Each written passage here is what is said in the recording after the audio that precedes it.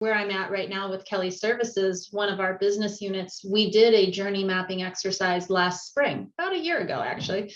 And we're still using that. We're still coming back to that to talk about our customer base and saying, what are their needs? Obviously, what has changed and what's going on, but it is a little bit of our North Star vision for that.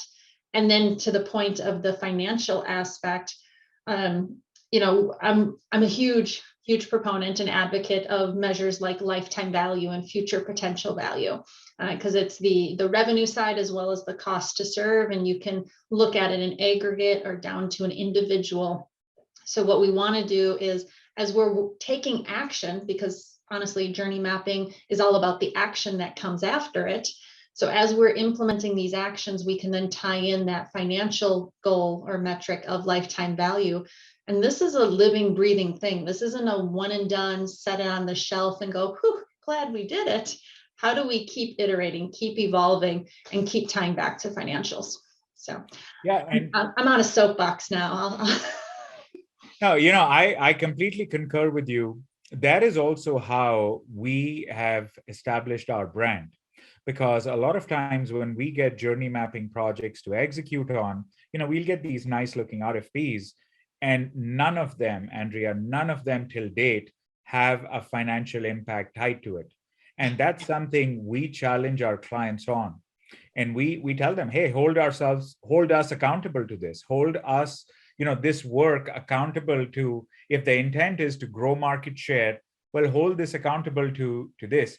I one time had a client challenge me back and say, well, look, if what happens if, you're saying that this work would help us in increasing market share by X%. Well, what happens if we don't get it? Right? And I love those challenges. And I said, look, I will take whatever punishment you met out, but then let's not worry about what happens if we don't get there.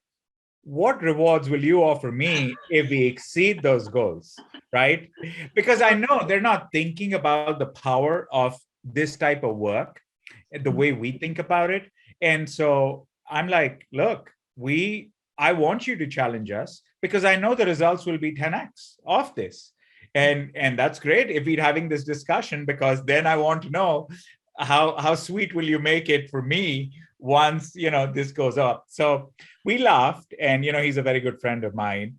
And so but that's really the point I want to highlight, that I would really like CX leaders and marketing leaders to hold their journey work accountable to the business and the financial impact.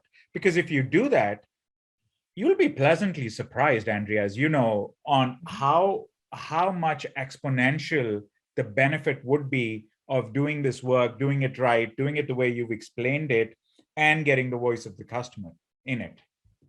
Yeah, absolutely. It's really a muscle that a lot of CX people don't talk enough, or they don't flex enough, in a topic we don't talk enough about. But when it comes down to it, a lot of business leaders, CEOs, CFOs, et cetera, they're financially driven. So how are we, being selfish, how are we going to justify our existence within the organization if we're not speaking their language?